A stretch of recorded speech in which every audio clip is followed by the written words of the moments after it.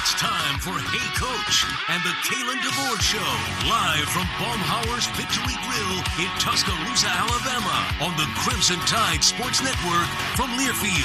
Let's get out of here! Hey Coach and the Kalen DeBoer Show are presented by Alfa Insurance. Auto, home, life, business. Alfa Insurance covers it all. AlfaInsurance.com. Also brought to you by Ford, proud partner of the Crimson Tide.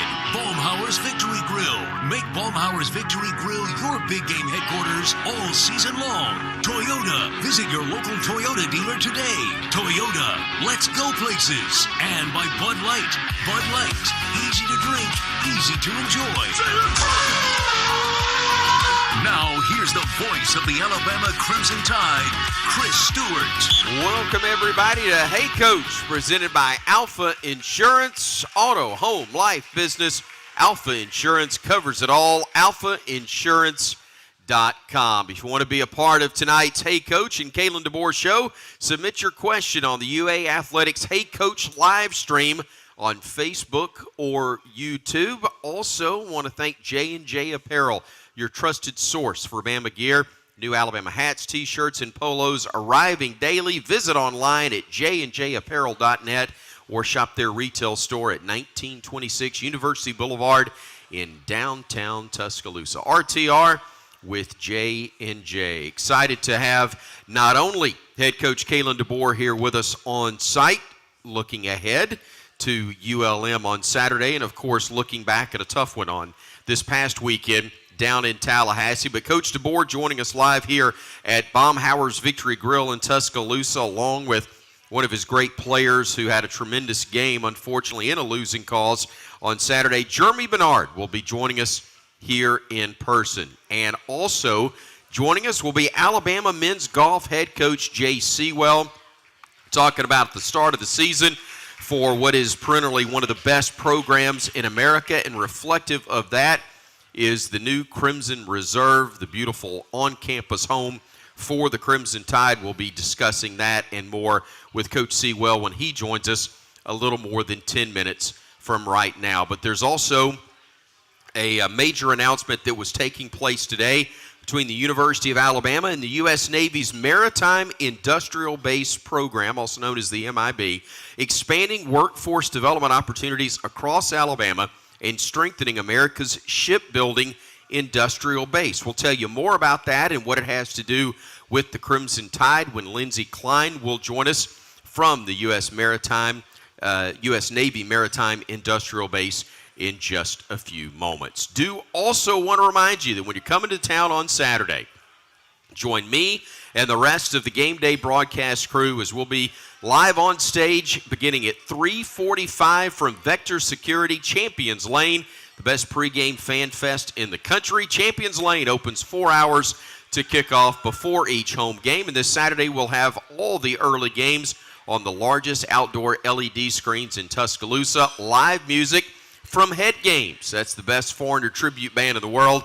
Food trucks, and of course ice-cold beer in Legends Lounge, where there's never a cover charge. Visit championslane.com each week to get more details. And lastly, in this opening segment, I want to tell you fans that Game Day Done Right is the exclusive provider of reserved tailgating opportunities for the University of Alabama, and they offer packages for all group sizes for a single game or the entire season. Find out more at GameDayDoneRight.com. Okay, it's going to be the start of our show. When we come back, joining us again, Lindsey Klein from U.S. Navy Maritime Industrial Base, telling us about a great new partnership with the university and Crimson Tide Athletics. That's coming your way next on the Crimson Tide Sports Network from Learfield. What's up, Tide fans? Here's what's happening this week at Alabama, presented by UA Online, with more than 100 degrees and certificates to choose from. This week, Alabama soccer hits the road to face UNC and Duke. But don't worry, the Tide will be back at home next Thursday. The Tide hosts South Carolina for Bama Salute Night, so make sure you head over to Alabama Soccer Stadium for a 7 p.m. matchup. This Friday, Alabama volleyball will head to the Chattanooga Classic starting on Friday. They face Chattanooga on Friday and play against Cincinnati on Saturday. The team will be back on home court for the showdown at the net against Wake Forest on Wednesday, September 10th for a 5 p.m. match. Alabama football returns to Saban Field at Bryant-Denny Stadium. It's the first home game of the season Saturday. Kickoff is at 6:45 p.m. Can't make it to the game? No worries, you can cheer on the Tide on the SEC Network. Students, make sure you sign up for Crimson Chaos so that you can be a part of the Tide sports all season long. You can join through your MyBama account. Sign up today. That's it for what's happening this week at Alabama, presented by UA Online, where legends log in and where you can earn a premier UA degree online. Thanks for watching, and see you right back here next week. Roll Tide. This is Tuscaloosa, Alabama, and this is SEC Saturday night. It's time to cut it loose. He gets it complete, and again it's Bernard past midfield. He gets it to Scott. Scott trying to get to the pylon, and he does. Rico Scott.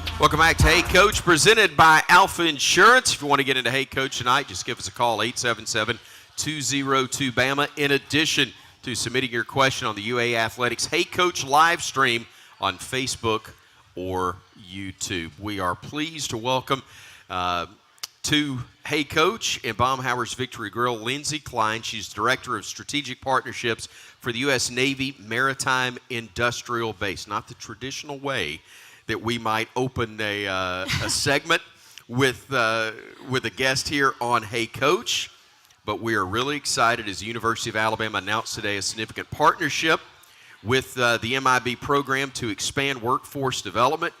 Basically, tell us what this means, Lindsay, for the Crimson Tide and for the Navy Maritime Industrial Base. So happy to do that. And Thank it's so you. great to be here, y'all. This is such an exciting night for us. This has been something that's been in the works for quite some time. That's right. So the U.S. Navy's Maritime Industrial Base, we build ships and we build submarines. And not just any ship and not just any submarine. We build the vessels that protect our nation's heroes. And so here in Alabama, we are building submarines down in Mobile, and we have been building ships for quite some time. We also have suppliers throughout the entire state, going all the way up to Muscle Shoals, all the way down to Mobile. And we are here to make sure that they have not only the workforce they need, but the most talented workforce in the world to support our nation's heroes. And the way we're telling that message, or part of how you're telling that message, the Build Giants Alabama initiative. Tide fans are going to notice the program's logo featured on Saban Field at Bryant-Denny Stadium during all home games this fall, as well as in-venue messaging featuring former Alabama head coach Nick Saban, talking about the importance of the Build Giants Alabama initiative as well. I know that was a key piece also. It was huge because, I mean, who knows how to build a giant better than Coach Nick Saban, right? I mean, it's just so powerful to have his endorsement and to have his messaging behind us. So we're very grateful for that. And, you know, I'm glad that you brought up the word giants because it's a big part of this partnership. It's not a word that you would typically really associate with the maritime world, right? But when you hear that word giant, what I really like for everyone to pick up on is when we say the word giant, we're talking about ships and we're talking about submarines. And in particular, we're talking about how they really play a significant role here in Alabama. And a huge partnership with the University Crimson Tide Sports Marketing to help share that story. It's a major part of it as well. It's absolutely a huge part of it. It means a lot to us. The University of Alabama obviously has deep roots here in Tuscaloosa, and we are certainly very engaged in this community and very proud to be here.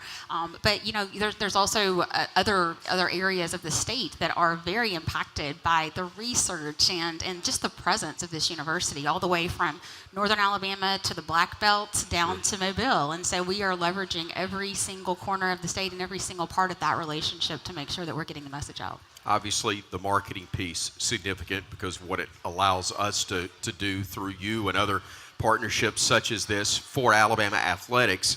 But it's a great way for you to tell your story about BuildGiantsAlabama.com. This is funded by the U.S. Department of the Navy, and BuildGiantsAlabama.com connects job seekers with maritime career opportunities across Alabama, career pathways, training resources, recruitment events. This is about jobs for Alabamians. And yes, it helps the athletic program. It helps the university from a marketing piece. But what you're trying to do is spread the word that there are jobs coming to our state, which is so vital for everybody. And not just jobs, but careers. Right? That's a great point. Really, really great careers, and this is not a 5-year plan for us, Chris. This is a 30-year plan. Alabama is going to be building giants for a really, really long time, and we are super proud of that. When the Navy needed to go and find another region in this country to be involved in this mission to make sure that we had what we needed to protect our country, they could have chosen anybody. Sure. They chose us, and they didn't just choose us because we had the available workforce. They didn't just choose us because we already had, ships that were being built in Mobile. They chose us because of who we are. They chose us because of our patriotism and our pride and our work. And I'm really, really excited that we get to spread that message and show everyone exactly who we are. It's a great partnership. We're excited about it. Lindsay, thanks for coming to tell the story. And again, thanks to the U.S. Navy Maritime Industrial Base for building Giants Alabama and letting us help tell the story about it. Absolutely. Thank you so much. Thank you so much. Again, Lindsay Klein, Director of Strategic Partnerships for the MIB. It's a wonderful program, a wonderful partnership, a great opportunity for our state and our country, and you can learn more about it at RollTide.com. Baumhower's Victory Grill is your big game headquarters this fall for the 2025 football season. Baumhower's has been voted best wings in Alabama, the #1 sports-themed restaurant in the state. They're featuring their fan favorites this fall that include the Ragin' Cajun Gooey Fries, Go Fish, the Gooey Char Grilled Chicken Sandwich, and their scratch-made Cabo Wabo Tequila Margaritas. All you football fans, kick off your season in legendary fashion to make Baumhower's Victory Grill your big game headquarters all season long. We're back talking Bama men's golf with Jay Sewell next on the Crimson Tide Sports Network from Learfield. But there is so much energy in this building. The environment at Bryant-Denny Stadium is the best in college football right now. They have figured it out. This place is rocking right now at Bryant-Denny.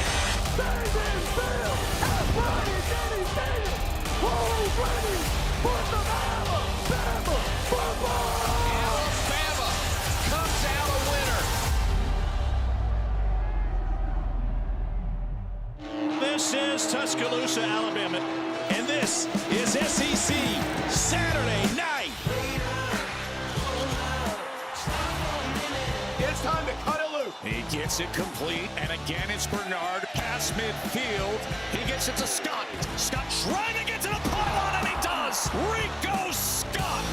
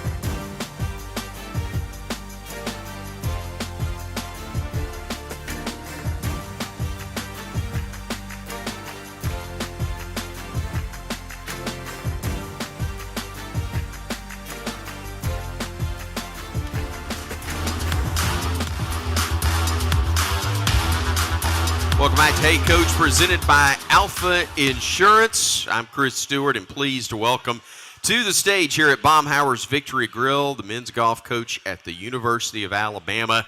So glad to see Coach J.C. Well, year number 24, Coach. Good to see you. Good to see you. Yeah, I'm excited to be here. An exciting time. You know, the start of the season starts next week, so it's always, you know, got a lot of enthusiasm and a lot of good memories in here for the last 24 years, that's for sure. Well, it's been great to have you during that time and see a lot of transitions, changes in the sport, college athletics as a whole, but nothing more impactful than what you've had a chance to debut within the last year, and that is the Crimson Reserve. Yeah. And talk about that for those that haven't heard or don't know details.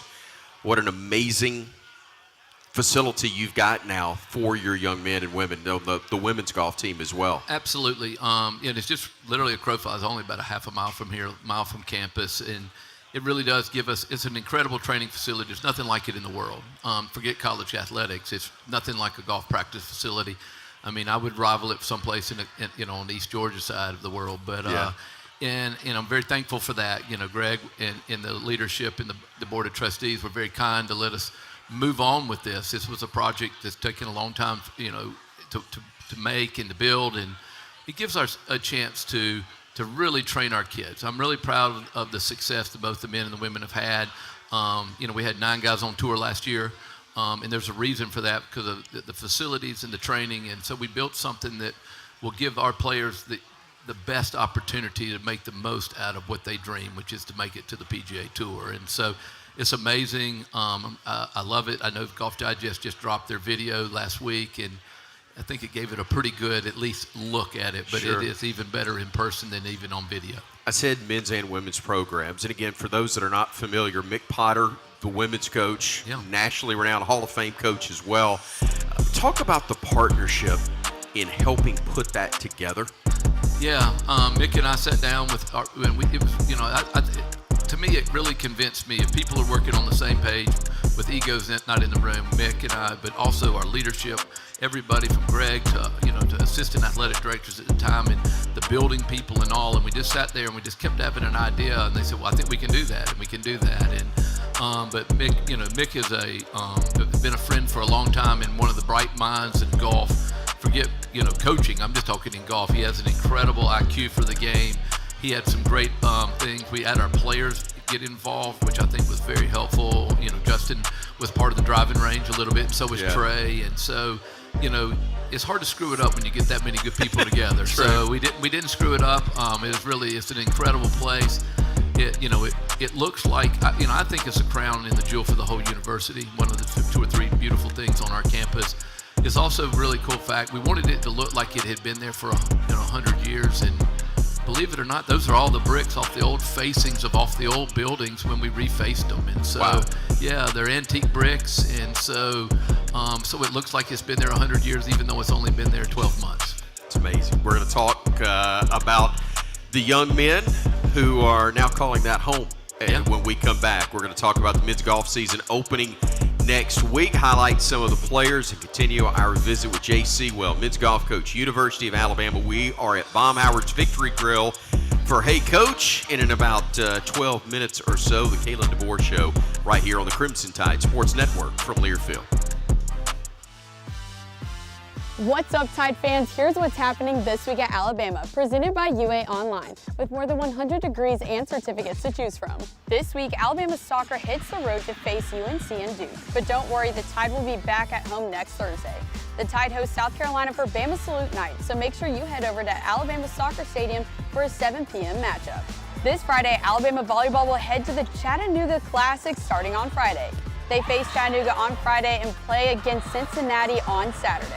The team will be back on home court for the showdown at the net against Wake Forest on Wednesday, September 10th for a 5 p.m. match. Alabama football returns to Saban Field at Bryant-Denny Stadium. It's the first home game of the season Saturday. Kickoff is at 6:45 p.m. Can't make it to the game? No worries, you can cheer on the Tide on the SEC Network. Students, make sure you sign up for Crimson Chaos so that you can be a part of the Tide sports all season long. You can join through your MyBama account. Sign up today. That's it for what's happening this week at Alabama, presented by UA Online, where legends log in and where you can earn a premier UA degree online. Thanks for watching, and see you right back here next week. Roll Tide.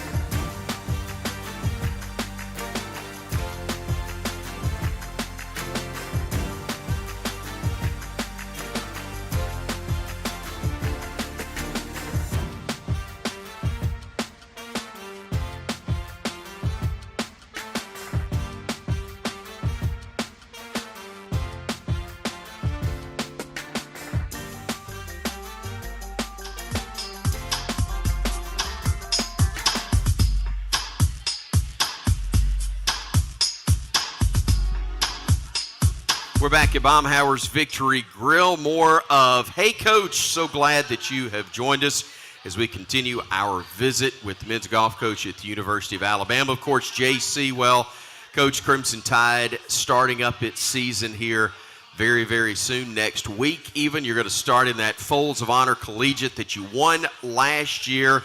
Dominic Clemens, the individual champion, first Bama golfer to win in his debut for the Tide since another guy. Justin did it Thomas. too. Yeah, he's he not sure bad. did. Whatever happened to him? Look, the lineage that's there. I know for many it goes back to Jerry Pate. People think of that 76, but what you're doing now, I know, is so meaningful for these guys to be able to have not only a recruiting trail, but the guys that are there to have them walk into that building to know them and to have people actually have conversations with about what it takes to be where they are. Yeah, I think when you dream, there's a dream, but the reality is always there. And so when you get around people that have done it, that gives the dream hope, and so our guys all come as young kids, as 17, 18, 19-year-old kids when they come to school with a dream to be the best. And so it's really cool. There's pictures and there's a lot of history of what people have done. There's the U.S. Open trophy, there's the PGA, there, and Justin just got his 4th Ryder Cup, which I'm really proud of, and Dominic just made the Walker Cup, and we have all these names and all these accomplishments that help our players. They see that every day, and not only, as you said, they come back, and then they get a chance to talk to them. That makes it real, and so, like I said, we got a lot of guys coming back this weekend, so our guys will see them before we leave, which will be very helpful, and I just think that's what makes Alabama, the university is so special, the people, and that all these teams have their players come back because it's such their best memories are here. And so our guys love to come back, and then they've been very helpful talking to our guys, and I can't tell you how much that means. When I'd say something, that's one thing, but when Justin Thomas or Davis Riley or even Dominic or Nick Dunlap say something, it means a great deal more. Jonathan Grizz back, captain, number 14 preseason, according to the PGA Tour University rankings, and a lot of other guys as well. Forgive me if I'm leaving somebody out. Nick Gross, Connor Brown, Jack Mitchell, William Jennings, Michael Crocker, Tristan Wisner, all of your veteran guys there. We had 2 transfers, Luke Powell from UCLA, and then Bryson Jones from Georgia Southern, and then we have a new freshman, Andrew Henson. So we got a good team.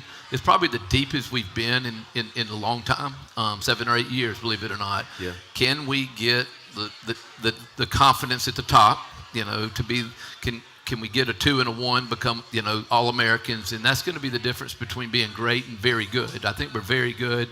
We're very deep. The competition at home these last 2 weeks has been phenomenal, and that's how you get better. And so I look forward to seeing how we do next week. That's the nerve-wracking thing. You go and you practice. We'll see how we do next week. The Folds of Honor is an incredible place. It also gives our players a great perspective because golf's a game.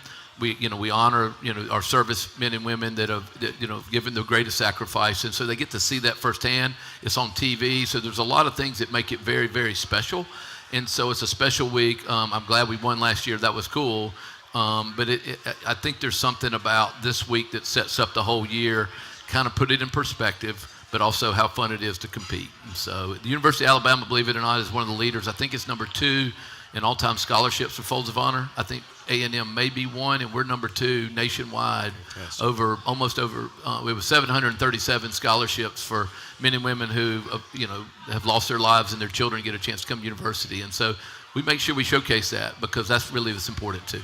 Great stuff. Coach, always great to see. Always appreciate your time and best of luck next week and throughout the season. Love it. Roll Tide, and it's great to be with you again, and we'll see you maybe Friday. Look forward to it, Coach. Thank you, sir. Thank you Roll so Tide. much. J.C. Well, men's golf coach at the University of Alabama. When we come back, we got a couple of quick notes for you, and then the following segment is when we will be joined by the head football coach at the University of Alabama, Kalen DeBoer, with us here at Baumhower's Victory Grill on the Crimson Tide Sports Network from Learfield. This is Tuscaloosa, Alabama, and this is SEC Saturday night. It's time to cut it loose. He gets it complete, and again it's Bernard past midfield. He gets it to Scott. Scott trying to get to the pylon, and he does. Rico Scott.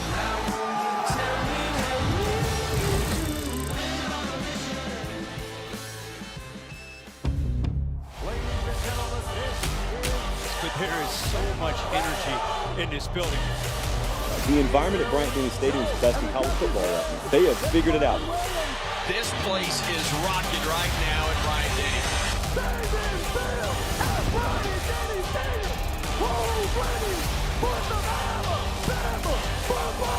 Alabama comes out a winner.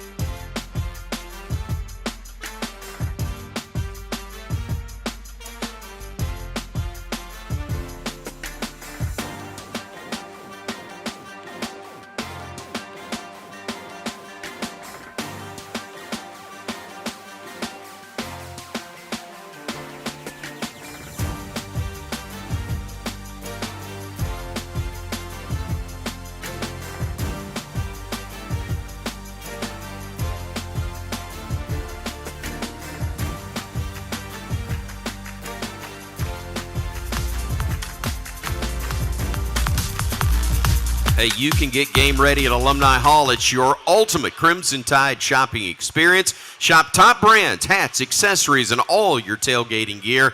Head to Alumni Hall in Tuscaloosa or shop alumnihall.com. Earn $10 in rewards for every $150 you spend. Roll Tide and shop Alumni Hall. 877-202-BAMA is the number to call if you want to be a part of Hey Coach and the Kalen DeBoer Show. His coach will be joining us in just a few moments, but also want to remind you that you can submit your question on the UA Athletics Hey Coach live stream on Facebook or YouTube. That's your best way of getting through, checking that out. UA Athletics Hey Coach live stream on Facebook or YouTube. When we come back, by the way, one more quick note. We're going to be on the air at 3:30 Saturday. I think I mistakenly said 3:45 earlier.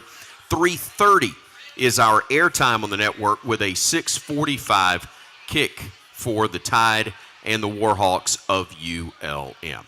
Next, it will be the head football coach of the Crimson Tide, Kalen DeBoer, live from Baumhower's Victory Grill here on the Crimson Tide Sports Network from Learfield.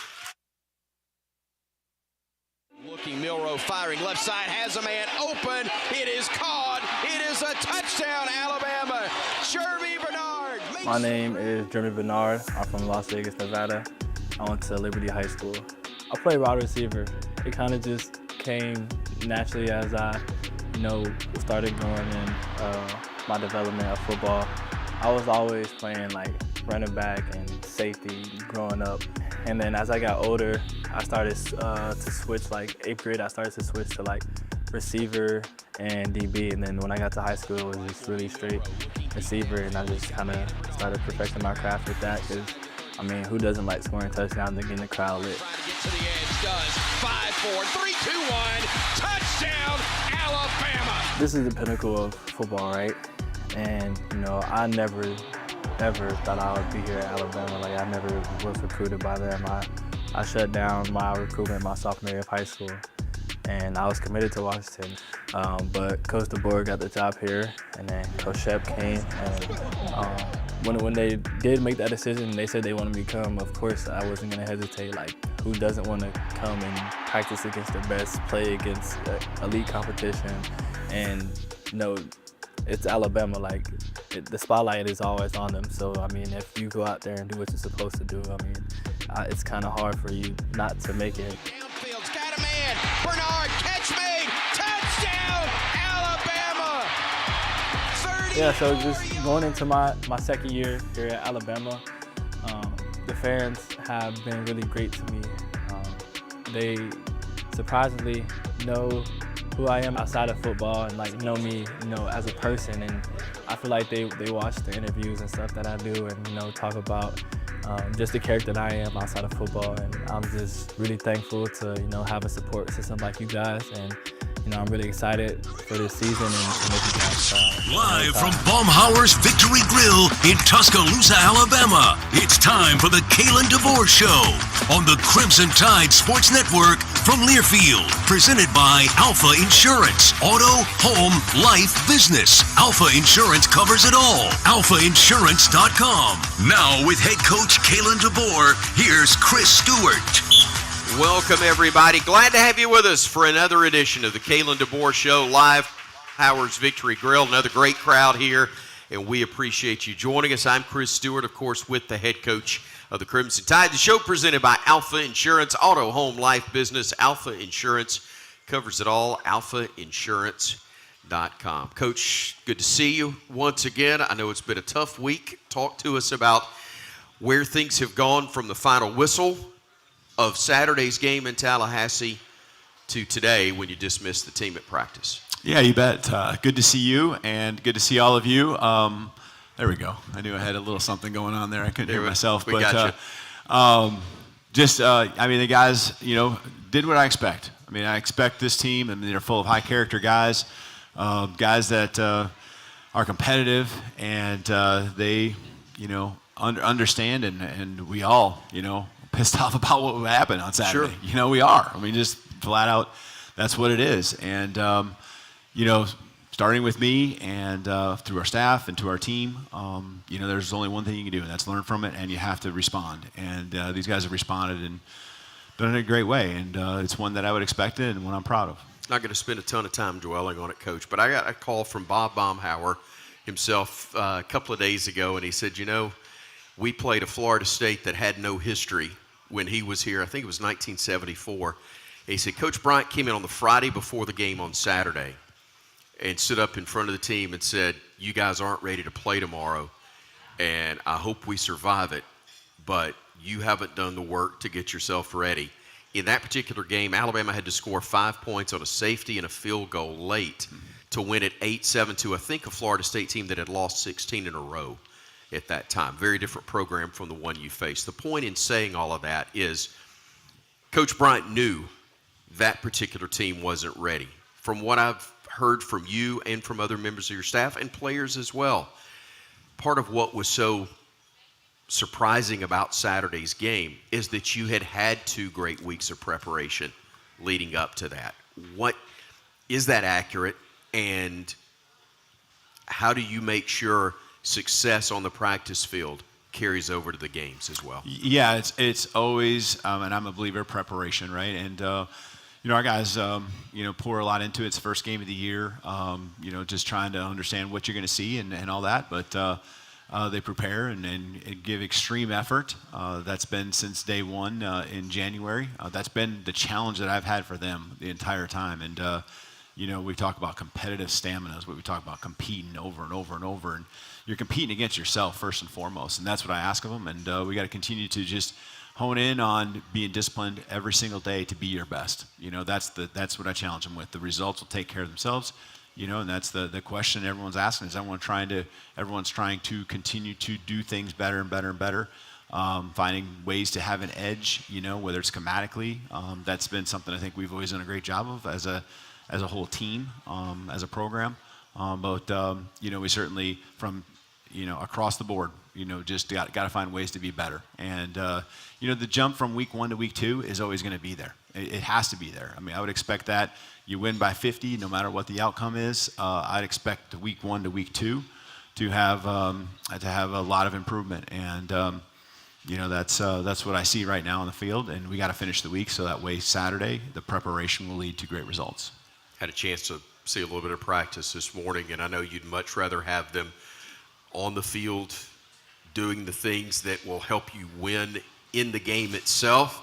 But I saw a lot of your leaders that, Coach, unfortunately aren't able to go right now, doing all they could vocally, at least anyway, from a leadership standpoint. Obviously talking about somebody like Tim Keenan III. Mm-hmm. Yeah. They take that captain's role, they take that leadership role very seriously, and I know they're doing all they can to help the cause. Yeah, and for reasons that they can't even control, they feel guilty, just that they couldn't be there to lead, just with Hughes and how recent his injury was, not able to make the trip, but he's pouring everything into it, so that's what you saw. Sure, absolutely. Coach, what do you and your staff emphasize to the players themselves? I mean, it's easy to say, all right, we got to play better. I know that there's so much more than that. What is the main emphasis?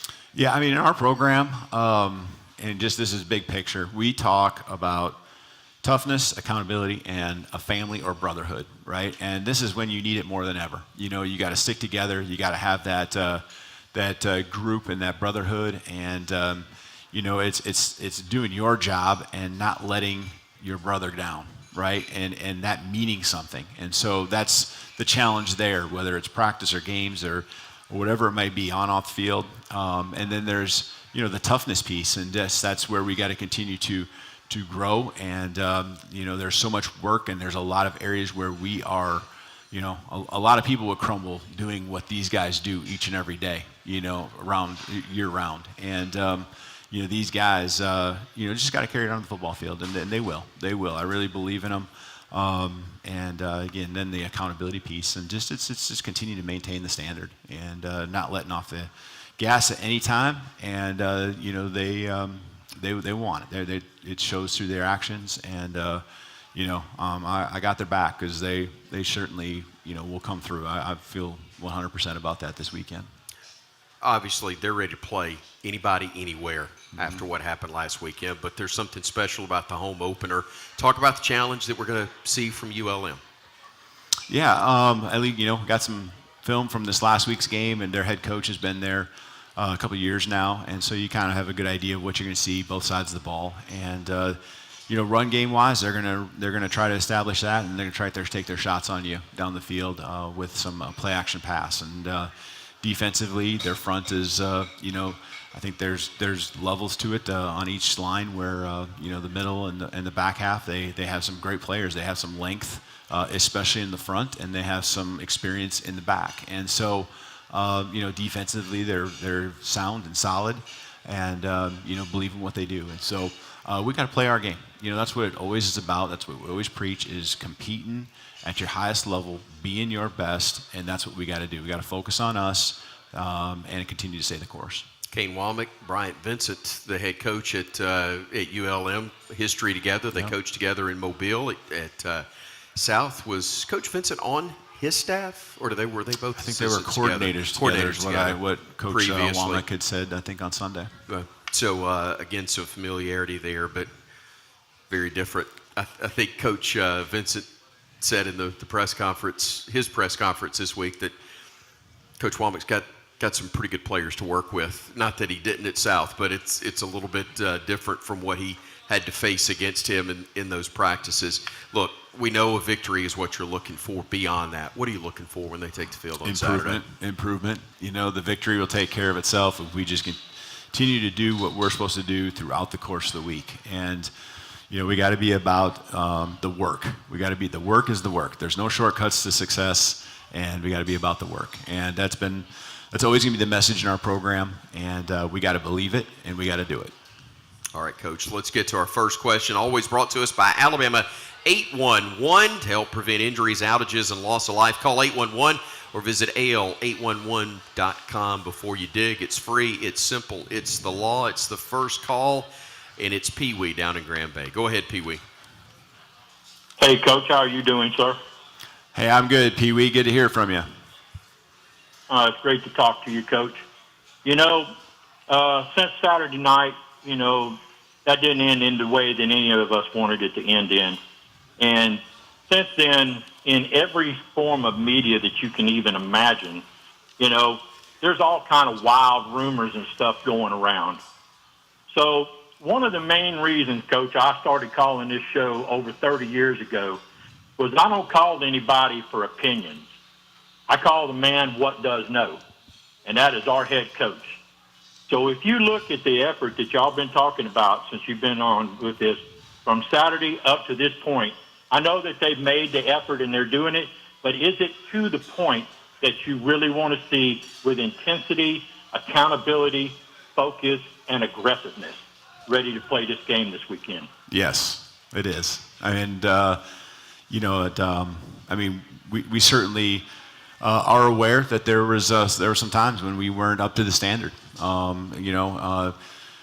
Recognizing it, as the game went on, there was some times, and the thing we have now is we have those iPads on the sideline, and, right. Even if you couldn't see a guy or didn't recognize it, you saw it at some point, after it happened. And so, addressing it at that point, and then, you're frustrated about the result of a play, but you got to understand why that happened. And, was it execution? Was it something that they did that just was outstanding? Because sometimes you got to tip your hat to them. Or was it something that you just didn't do very well? And, we've continued to just, again, focus on trying to keep it simple, keep it about the things we can control. And that's our effort, our focus, and being able to sustain it. I mean, that's the key, right, is you got to be able to sustain it. And, each side of the ball kind of had their things. Offensively, we needed to sustain it. And defensively, we needed to start a little bit faster. And we need to recognize quicker. And, attacking mindset is what we pride ourselves on each and every day, going to attack and win the day. And we didn't attack and continue to sustain the attack depending on how you look at our team that day on Saturday. Coach, when you are within the course of a game itself or in practice the next week, where's the fine line between finding a sense of urgency but not having panic among players? Yeah, no, and that just goes back to your belief in who you are, and, that's exactly right. I mean, you believe who you are and what you can do and what you're capable of, and just go back to work and, don't try to shortcut the process and what everything is that involves that. You don't have to, panic, internally. And so that's going to happen for the people because they can't control it. Right. Internally, we can control it, and that's where you just get back to work and you look each other in the eye. You call each other out, and that's the piece about our program that is different. I believe this year. I know I feel that. I felt that in the locker room after the game and how I addressed the team. Completely different than it was a year ago when we fell short, and just understanding how to address it. We can confront it much easier because we understand each other. We understand what makes each other tick, and we understand what each other wants, and we know how we have to get there. Fantastic. All right, 877-202-BAMA is the number to call if you want to be a part of the show. That's what Dale has done down in Pensacola. Go ahead, Dale. Hello, Dale. False start on Dale. Oh, go ahead, Dale. What do those guys have to continue to do to develop in Jan Miller's absence? Say that one more time. I'm sorry. We couldn't hear you at the beginning of it. So if you'd start over, please. Yes, sir.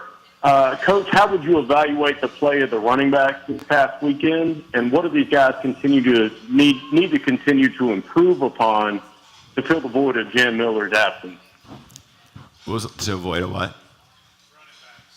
Yeah, okay. And so I knew it was about the running backs. I think the running backs in the game, I think, we're disappointed that we didn't have explosives. We didn't have enough explosives as an offense. We only had just a handful, and we should have had 2 to 3 times that, in any game. And right. So, and it comes through pass and run, screens, short, all together. But, the guys, I think there were times where we ran hard. The first drive of the game, I was really liked, and it's just a simple thing, but it was a 3rd down and medium call, and we're in their territory. We're in a mindset that if we get this thing close, we're going for it.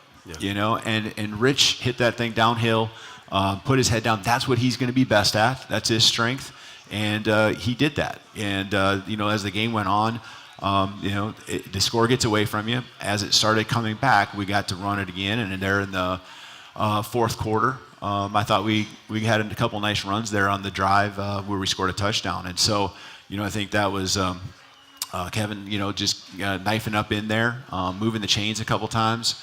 And then, Ty's an added piece to that too. Not the piece where you're calling runs for him, but the added dimension of a threat, both in our read game stuff that we do a little bit, and then also as a runner when the pass lanes or pass game breaks down. We forget sometimes as fans that the other side has coaches and players, and they make changes and adjustments. You had great success on the first drive. We talked about it. Tremendous success. And the second time you got the ball, I think you drove it down, Coach, deep into their territory before some things fell apart a little bit. What did change to take away what was so successful early? To me, it goes back to we didn't hit the explosives. If you just go to college football, pro football these days at a high level, you can't put play after play together at 3 and 5 yards and go the length of the field. It's just, you can do it, and we kind of did that the first drive, and that's what took so long, right? And I'm good with that. We love that. The defense really loves it. But, what happens is at some point there's a negative play. And you have to have explosives to chew up chunks of yardage. And, there was times where we did it. There was one drive there, I believe, in the 3rd quarter. We hit a couple explosives there, and, that helped move the ball down the field. But, we got to finish. We got to sustain. And, whether it's a tackle for loss, a penalty, those are the things that are going to keep you from getting in the end zone. And that happened, I think even on that drive that we're talking about right after it was 7-7. So just got to sustain. You got to keep focused. You got to competitive stamina. I keep coming back to that. Right. All right, Coach. We got more coming up. Look forward to hearing more from you. We've got questions from here in the audience. And again, want to remind you, you can reach out to the Hey Coach, Kalen DeBoer Show submission for questions on the UA Athletics Hey Coach live stream. It's on Facebook or YouTube. We look forward to taking some of those in the next segment here on the Crimson Tide Sports Network from Learfield.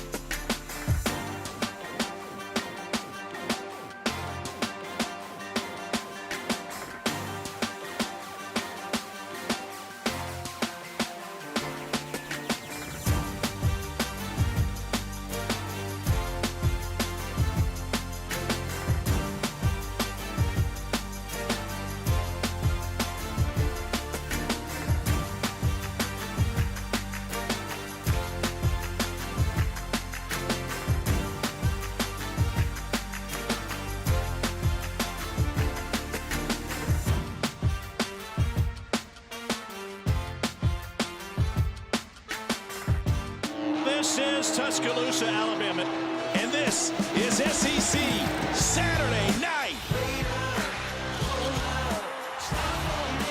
It's time to cut it loose. gets it complete, and again it's Bernard. Pass midfield. He gets it to Scott.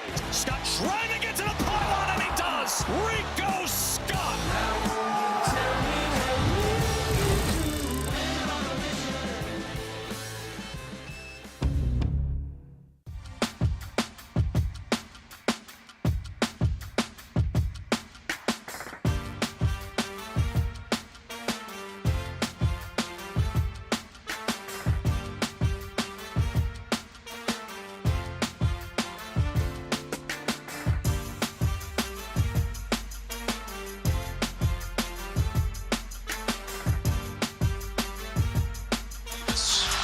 To the left side.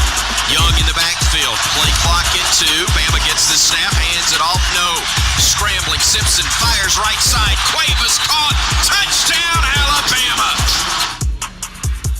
Hey, Coach, and the Kalen DeBoer Show are presented by Alfa Insurance, Auto, Home, Life, Business. Alfa Insurance covers it all. AlfaInsurance.com. The Crimson Tide taking on the Warhawks of the University of Louisiana Monroe. ULM is what they prefer to be called, and that's what we will do. They defeated St. Francis 29-0 over the weekend, and the Tide playing host in a game that will start at 6:45, 3:30 Central again is our airtime on the Crimson Tide Sports Network. We will be at Champions Drive for our pregame coverage and look forward to that this weekend. I hope you will join us outside of the stadium in the North Zone area for that as well. Coach Kalen DeBoer here with us for what is our first AL.com Alabama football Facebook page question of the night, Coach. It comes from Don in Katy, Texas, and Don says, "Hey, Coach, Jeremy Bernard continues to impress me with his hard work and ability to do the little things. Can you comment on his role within the receiver group? Thank you, and roll Tide." That is from Don in Katy, Texas. Yeah, I think it's awesome that people recognize that, because he's not just out there making plays in the pass game, which is easy to notice. He is heavily involved in the run game too, and he is sticking his nose up in there fearlessly and just smacking dudes. I mean, let's just plain and simple, just getting after them. He has done that in practice all spring and all fall. It's a level that I knew he'd be at. I remember, recruiting him, and he's going to be up here, joining us here in a little bit. And I was like, man, this guy is what you want. This is what you want them and want them made of. And from a character standpoint, but also just a tenacity and just, he's a beast. I mean, he really is. And I'm not going to say that when he's in here with me, but, keep him humble. But, he's getting it done, and he's leading the charge, and he's able to speak up to our team, and he's a huge leader that way. And we talk about the accountability. He's one of the guys that is also. You talk about Tim Keenan, a couple of others. He's on the offensive side, and he's really been vocal, really all fall, and has stepped up this week and continued to really be important to us that way. So he has been physical. He's got the size, he's got the weight, but then you still got to go do it. And he's doing it, and I'm really proud of him. Coach, we got questions from here in the audience at Baumhauer's Victory Grill. This gentleman here. Coach, well, let's take it away. Go ahead. Tell us your name and give your question, please. I'm Hudson from Gardendale, Alabama. Thank you for being here, Coach. I was just wondering about your personal game day prep, if you have any meals you eat only on game day or any routines you do. Home games are much different than away games. Home games, from the time, depending on game. So like this weekend, night game, there's a lot of recruiting that's going on. Earlier in the day, we'll have a walkthrough and meeting time. Usually I'm meeting with this guy for a quick interview. And then, there's a chapel in the afternoon and that we will attend. And then we get into our pregame meal. But when we get to the stadium, literally I'm meeting with recruits from the time I walk into the locker room until the time the fans would see me on the football field. You're just constantly, probably every 7 to 8 minutes tops, maybe 6 to 10, let's say, someone new coming in for probably an hour and a good hour and a half, and there's a lot of recruiting going on by the staff too at that time in different parts of the facility, because that's when a lot of the guys are showing up if they haven't been there earlier in the day. And so that piece is the routine. Meals, probably a couple chicken breasts and some green beans, and that's about it. So nothing too crazy. Make sure you get those electrolytes, right? So you bet. Has it switched to fried chicken since you got in the South? No. Okay. No. All right. I was just checking. That's not on the line. That's not. That's not good for anyone. That's not good. That's not good for anyone. That explains me and you being you. That's a big difference there. Thanks for the question. We'll get some more in just a moment. Talk to me, Coach, about how guys are progressing. We referenced, Tim Keenan III and some others that were banged up and not able to go. And I know there's some, probably Tim included, that we won't see this weekend. But, you had guys beat up, banged up in the game. Where are we health-wise as we're getting ready for Saturday? Yeah, I know you and I have talked about this and we've kind of made sure with everything. We unfortunately had an injury this morning in practice, I think the word's out and families, everything's been notified and stuff. But Jeremiah Beeman suffered a lower body injury, and right now we're expecting him to probably be out for the year. And so really unfortunate for a guy like that. And it's such a fine line, right? You're going hard, and these guys are practicing. You're trying to go good versus good. You're trying to play the speed of the game. Same thing happened with Tim.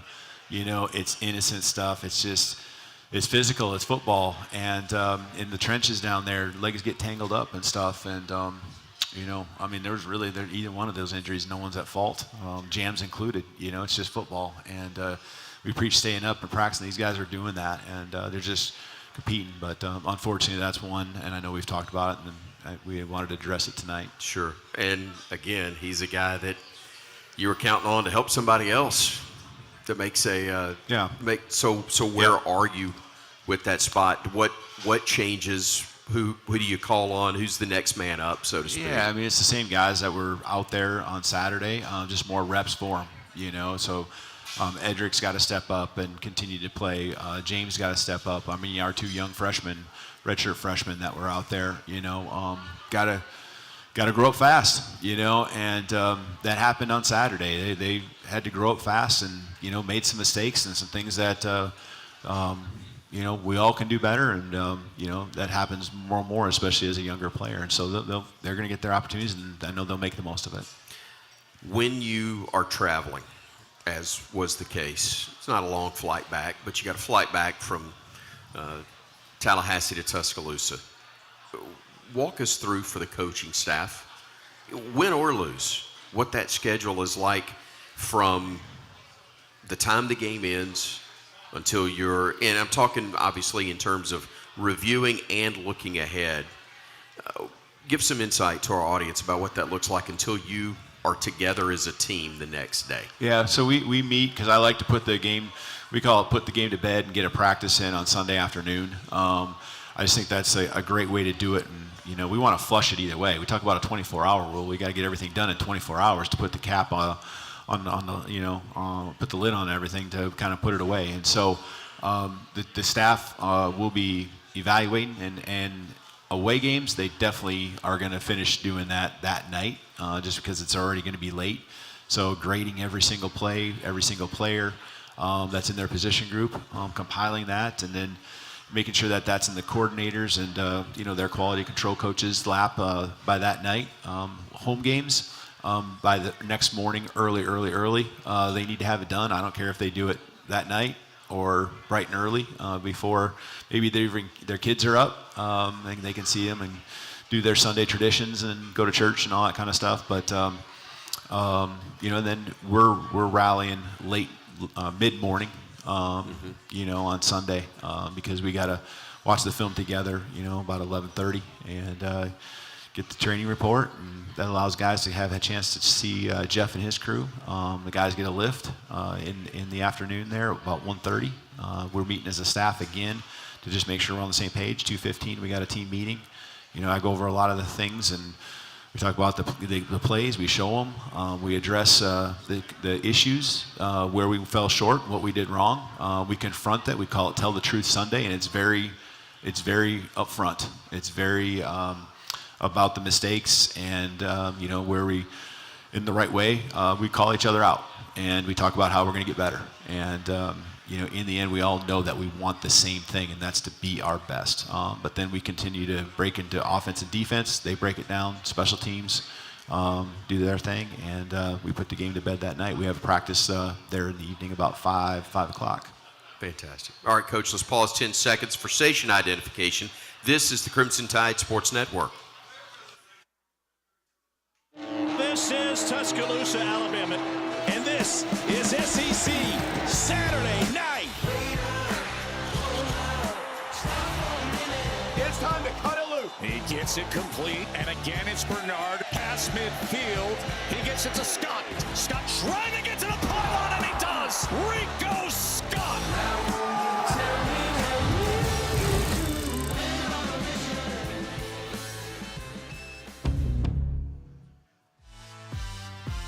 What's up, Tide fans? Here's what's happening this week at Alabama, presented by UA Online, with more than 100 degrees and certificates to choose from. This week, Alabama soccer hits the road to face UNC and Duke. But don't worry, the Tide will be back at home next Thursday. The Tide hosts South Carolina for Bama Salute Night, so make sure you head over to Alabama Soccer Stadium for a 7 p.m. matchup. This Friday, Alabama volleyball will head to the Chattanooga Classic starting on Friday. They face Chattanooga on Friday and play against Cincinnati on Saturday. The team will be back on home court for the showdown at the net against Wake Forest on Wednesday, September 10th for a 5 p.m. match. Alabama football returns to Saban Field at Bryant-Denny Stadium. It's the first home game of the season Saturday. Kickoff is at 6:45 p.m.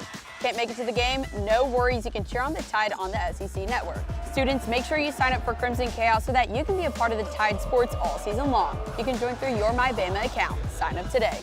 That's it for what's happening this week at Alabama, presented by UA Online, where legends log in and where you can earn a premier UA degree online. Thanks for watching, and see you right back here next week. Roll Tide.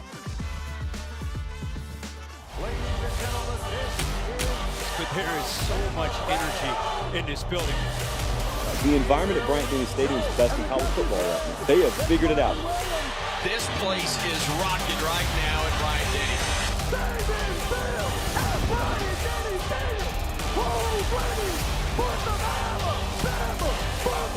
Alabama comes out a winner.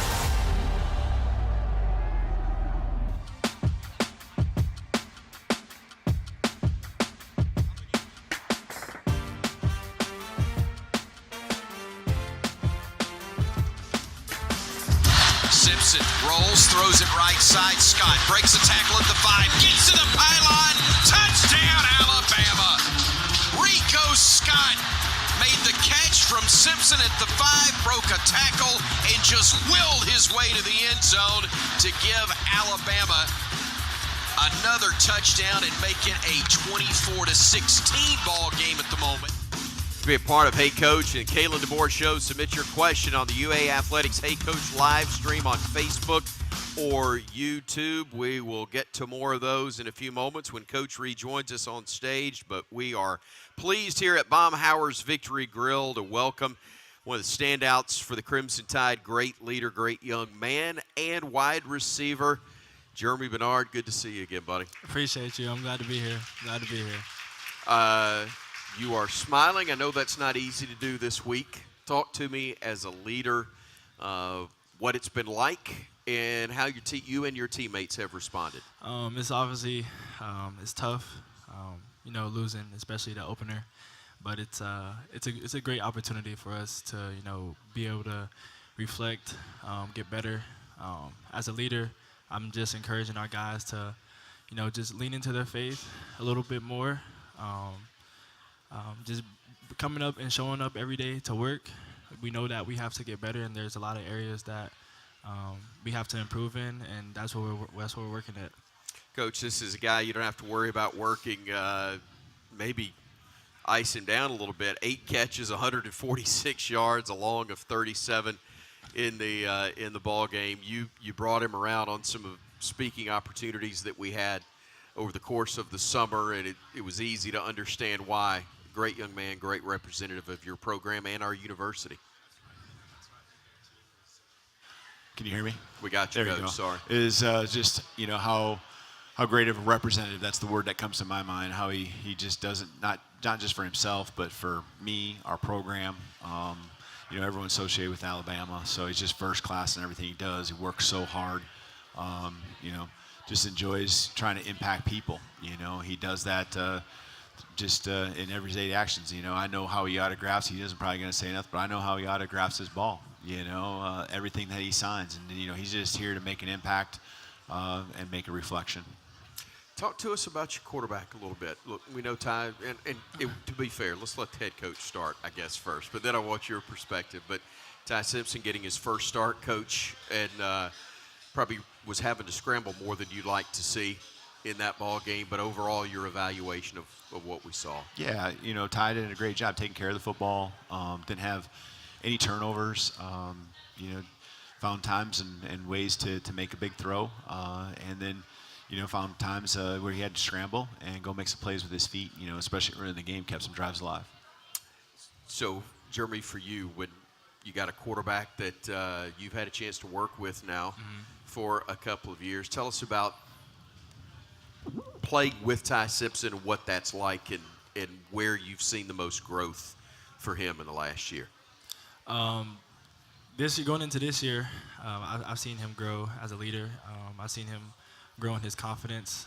As a quarterback, you have to have the ultimate confidence because there's a lot on your plate, and he's stepped up and he has taken that role on, with a full head of steam. And I'm just really, really proud of him, for showing up every day and being the same guy. I think he played really, really great in the game. There's obviously areas that each of us can improve in, but that's just what film is for. All right. Coach, we got another question from here in the audience at Baumhauer's Victory Grill. Go ahead. What have you got for, tell us your name and go ahead with your question for either Coach or Jeremy, whichever it is. My name is Ashton. I got a coach for Jeremy. I got a question for Jeremy. When did you start playing football, and what advice would you give people who's trying to play football? I started playing football when I was about 4.5 years old. I started off with tackle. I've always been in tackle. I wouldn't recommend playing tackle that young, but just advice I would give you is just, bro, be grateful for the opportunity that you have to play this game. God blessed us to be able to play this game, and we have to be grateful for the moments and the opportunities that he has blessed us with, because it can be taken away at any moment. So just cherish the moments that you do have on the field, be able to be an impact to others, and just continue to work hard, because what you put into the game is what you're going to get out of it. Thank you for the question. Again, we've got the microphone here at Baumhauer's Victory Grill, taking questions from the audience. If we've got more coming up. Coach, when you were signing Jeremy Bernard at the University of Washington originally, tell us what set him apart and made him a guy that obviously you thought would be a great fit and has been for your system and your programs. Yeah, well, I hit on it a little bit, but the character, you could tell. You can tell how he is. He's humble, but I knew he was a hard worker. We'd done our homework on all that on him, and you can see with his family, just where he comes from, and just the priorities in the right spot, and focused on the right things. He loves football, but he loves being around people. You watch his highlight film, and he was doing everything. That you got a great sense of what he could do catching it, but you could really get a sense because he was lined up in Wildcat. He was doing all these things in different ways for his football team to lead them. And he was not just a guy out there on the perimeter. He was a physical guy in the box, running through tackles, in the line of scrimmage. Just an all-around complete football player, would block for his teammates, and he still does all those things for us today. Coach, your evaluation of the offensive line. Again, we talked about it, early success. Things changed, though. Didn't have as much consistency as I know you'd like to see. And it's not all the offensive line, but that is a place where I know it starts. Yeah, we just needed to continue to, be in control, and that allows you to have your whole playbook available to you, which then helps the offensive line. And so, yes, their part definitely can improve and be better, especially in helping us open up some seams. But they continue to fight and battle, and this week they want to take it to the next level, and that will be the case for them because of who they are each and every week. I know that, and it's very competitive for that group. We're continuing to add more and more depth. We'll have Jaden Roberts back. It's good to see him out there on the football field practicing for us more and more, especially this week too. Coach, got a question from Chris on the Facebook feed, the stream there. How do you feel the week of practice has been, and what is the Bama standard for the fans? What do you think the standard? What is it that you consider to be the Bama standard? Well, I don't want that to ever come off what the Bama standard's all about, and the expectations that are wanted in this program. So don't come off of that, and that's to be great, to be, for us, it's to be our best. For us internally, it's to be our best. And if we are our best, the things will take care of itself for us to get to where we want to be. So that's how we approach it internally, because it's about the work. It's about each and every day. And so, that's what I want to make sure it doesn't happen, is people come off those high expectations. That's why I came here. I know that's why Jerm came here. How do you block out? It's another question. Patrick asked, how do you block out all the noise and the externals after a loss and focus on what's next? And I would just expand on that. How do you block out the externals after a win? Because it's easy to do. The win over Georgia, I know everybody was excited a year ago, and deservedly so. Mm-hmm. But if you get caught up in a win or a loss, Coach, it can lead to problems the next week, can it? Yeah, it goes back to, the focus on the moment you're in and only that moment. And we got to continue to get better and better and better. I think we've come a long ways in that area, but we obviously got still some room for improvement. So, as far as just the noise, we understand, and we want passionate people around this program. We want that. I promise you, we want that. And for us, we just, got to hone in on what we can control. And we can control, what we do, and the mindset and the attitude and effort that we bring each and every day. We're going to take a break. We'll come back. We've got more with Coach Kalen DeBoer and Jeremy Bernard. We're so glad to have you with us here at Baumhauer's Victory Grill. It's Hey Coach on the Crimson Tide Sports Network from Learfield. My name is Parker Brailsford. I went to high school at Saguaro High School, and I'm from Mesa, Arizona. So the position I play is center. The reason I play it is I feel like I'm just fit for the role, commanding everything on the O-line, making sure everybody's aware of what their responsibility is, and just stepping into a leadership role. So the best thing about playing center, and really the worst thing as well, is there's no glory in anything you do. You go in there, you work. No, you don't get no praise. I mean, some of the guys on the team love you for it, but for the most part, you don't get no praise. You work in the dark, and I love that. Just all the tradition that's all the legacy, the tradition, everything that's come through this program is the reason why I chose Alabama. The reason why I like playing for Coach DeBoer so much is really just because I know he really cares for me, not just as a player, but as a person as well. And I know he cares for all the other guys as well. But me specifically, there's been times where I've been going through things, and he's given me the space and just the help just to get through it and come back to football and do what I know I can do, and he knows I can do as well. I feel great about my decision to come to Alabama. Like I was saying before, the tradition, the legacy that's been through this program, it's all very special to me. On game day, walking out through that tunnel, it's special. It's a ton of people screaming, cheering for you. You got your brothers right next to you. And I mean, that's really who I do it to, but the fans and everybody, just all the energy that's going through the stadium, that's special too. So the main goal for the season is just win the national championship. That's what I want to do. That's it. Man, to the fans, I love you guys. I appreciate you guys. And keep bringing that juice. Roll Tide.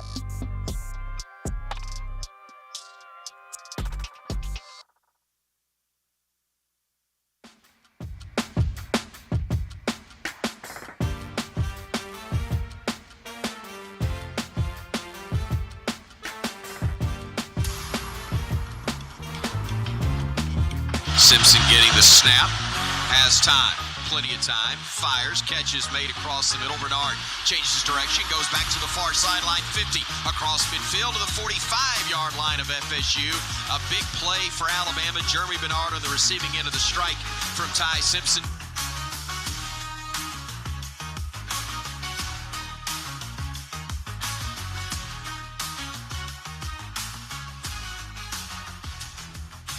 Enjoy a Coca-Cola. Chris Stewart back with you here at Baumhauer's Victory Grill, continuing with more of the Kalen DeBoer Show with the head coach of the Crimson Tide. He's signing autographs right now. Jeremy Bernard with us on stage. Big game last week, 8 catches. What was working for you in particular in that? Man, I think ball coming your way helps, I know. I think just, we had a great game plan that the coaches put together. I think the execution was, it wasn't great, but it was good. And, when the ball came my way, I just did my job and just caught the ball. I think our O-line, they did a good job protecting when the plays were called, and Ty did a good job delivering the ball. Talk to us about some of your teammates. What should fans know about guys like Derek Meadows and Lightseer Brooks, 2 youngsters? Yeah, those are young guys, but we have high expectations, not from just those guys, but from everybody in the room. So it shouldn't be no fall off when older guy comes out the game. So, we expect them to go in there and make plays just like they were a veteran receiver. Rico Scott's one of those for you now. He's a veteran. He's been around, but tell us about his game a little bit. Describe his game for us. Yeah, I think Rico's a guy that has improved a lot. He's strong. He's really good, with the ball in his hands after the catch. He goes up and he makes contested catches. He's great at blocking. He can take guys vertical. He has really good speed. I think he's really good for us, and we're just going to continue to utilize him in any way that we can. Jalen Hale's been through a lot. Tell us how great it was to see him out there after what he's been through. I seen the fire in his eyes, that spring when he did get hurt. And, it was a tough time for him, but, he was able to push through that. He has a great community around him that was able to uplift him through those times. And, it's just a blessing to see that he's out there and that he's able to be back out there playing the game that he loves. And, he's out there and he's giving his all. Coach, I would imagine Jalen's one of those that you can point to that everybody wants to rally around. Everybody wants to be successful for themselves, for the team. But there are guys like that you want to see be successful, and the team wants to be successful for guys like that. Easy guy to root for when you have an attitude after adversity that he had individually. And so I remember last year when he got back out there on the football field, the team really acknowledged that. I know he appreciated it. It meant a lot to him. I think there's been times where that inspiration has gone both ways, both in what he does for the team and what the team does for him. Coach, our second question from our AL.com Alabama football Facebook page is from Stephanie in Jacksonville, Florida. I know we played a lot of younger players on Saturday. Some of those guys that stood out, or which players stood out, I should say, in their first game of action in Roll Tide? Yeah, we did play a lot of younger guys, and I think, it's you got thrown to the fire, right? Again, in a game on the road, and especially a contested game like it was, and one where you're behind much of it. There's some guys up front D-line, Faga and London Simmons played quite a bit, and Dijon Lee got out there on the perimeter a little bit defensively, offensively. Whether they're redshirt freshmen or freshmen, we talk about Rico and some of those guys. And so I know I'm missing some others. We have a lot of veterans, guys like Germ who played a lot of snaps, but we also have a lot of young guys. So we've got a little bit of everything, both on the high end and the youth, So they're going to keep getting better, and that's why even the experience from the Saturday, and I talk about week 1 to week 2, even if you didn't have a lot of youth and you were a veteran team, that's going to happen now. Those guys got a taste of it. They understand, what it feels like, and, they're going to get better, and they have this week. Jerm, we hear the expression a lot these days, people talking about their why. And I'll ask, what is your why? What motivates you when you take the field each week? I think I know the answer, but I'll put it on the tee for you, courtesy of Alex Thompson. Yeah, first and foremost, just being able to, glorify God in what I do. Like I said, this game can be taken away from me at any moment. So I'm just grateful, and I'm blessed to be able to go out there and, play with my teammates and, be able to show the abilities that God has blessed me with. And then, secondly, I always think about my family. My family always has been there for me. They come to every game, and I just want to be able to, represent my last name how it's supposed to be represented. It's awesome. Tell us why your faith's so important to you. I mean, you can't do anything without it. God has a purpose for each and every one of us, and that's what He put us on this earth to do. And that's my job to fulfill it. And He has blessed me to play this game of football to reach a different crowd of people, and that's what I'm trying to do. And I'm just trying to be an impact to others, and bring others along, and do the work of Jesus. That's it. Fantastic. All right, let's go back to football. As a receiver, I'm sure Kalen DeBoer is probably your idol as a receiver, but beyond that,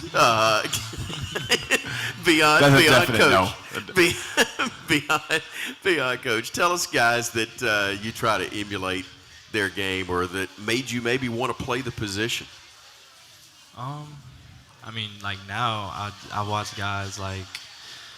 I watch Malik Neighbors. I think that's a guy that's kind of built like me. I watch a lot of different guys for a lot of different reasons. Like I watch George Pickens, just how he tracks the ball. I like watching CeeDee Lamb. I like watching Jamar Chase. He's really, really good. So like I watch a lot of film on a lot of different guys, and I take the different areas of their game and try to add it to mine. Like I'm not the same receiver as all these guys, but I can definitely add some of the things that they do into my game. They're obviously at the NFL level for a reason. Do you remember the first guy you watched as a kid that you wanted to emulate? No, because I never thought I'd be playing receiver. Honestly, I played all over. Like I was playing quarterback, running back, safety, like a lot of different areas. So I didn't really have one specific guy to watch. I would watch a whole bunch of different highlights. I would watch guys on defense. I would watch guys on offense. Like I always loved the game, so I would just watch anybody that I seen on YouTube. Honestly. Coach, I know you weren't watching anybody on YouTube when you were growing up, but we'll give you a chance to. We'll give you a chance right now, if you will, just share your final word. And the final word is presented by McMurray Van and Car Rental. Coach. Yeah, you bet. We got a resilient team. I really do believe that, and it shows in what the response has been. It shows in different moments in the game, and we got to take that, and we got to be even better because of our resiliency. And so this week is one where we got punched in the mouth a little bit, a lot of it, and we got to respond. And that's what these guys are doing. And I'm excited to see these guys get on the football field. We still got a lot of preparation the next couple of days to get ready, and that preparation continues up until kickoff, and then there's adjustments that happen then. And so, these guys will be there, and our coaches and staff are working extremely hard to make sure we continue to put them in the best spots possible to go be successful. So, that time will come, but we're just taking care of the moment we're in right now. Coach DeBoer, Jeremy Bernard, thanks for the time as always. Good luck this weekend. Thank you. Coach Kalen DeBoer and Jeremy Bernard here with us on the Kalen DeBoer Show, presented by Alfa Insurance, auto, home, life, business. Alfa Insurance covers it all. AlfaInsurance.com. Coming back to wrap it up right after this on the Crimson Tide Sports Network from Learfield. This is Tuscaloosa, Alabama, and this is SEC Saturday night. It's time to cut it loose. He gets it complete, and again it's Bernard past midfield. He gets it to Scott. Scott trying to get to the pylon, and he does. Rico Scott.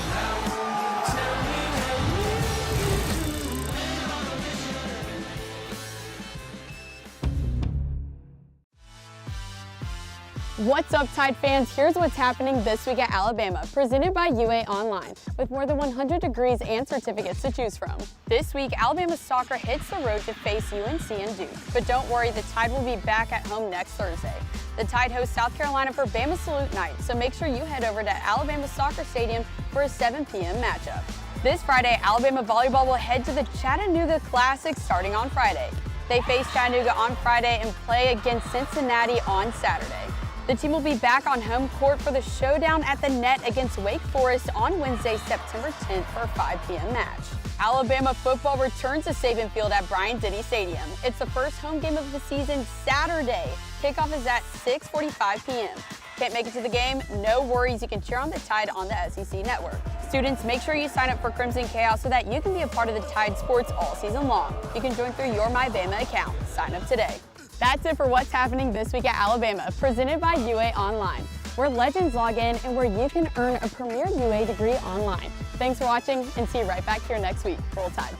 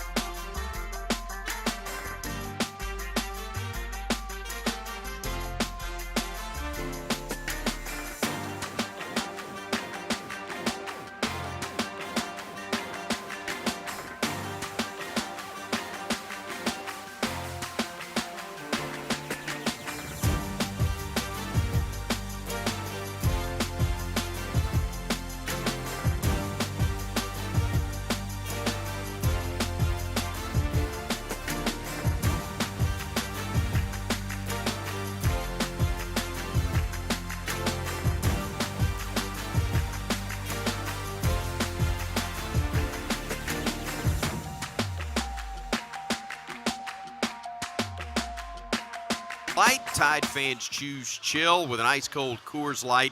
Of course, a 3:30 airtime, 6:45 kick, Bama and ULM on Saturday in Tuscaloosa. Special thank you to Christopher Mobley, the preferred luxury clothing provider of CTSN. Thanks for joining us, everybody.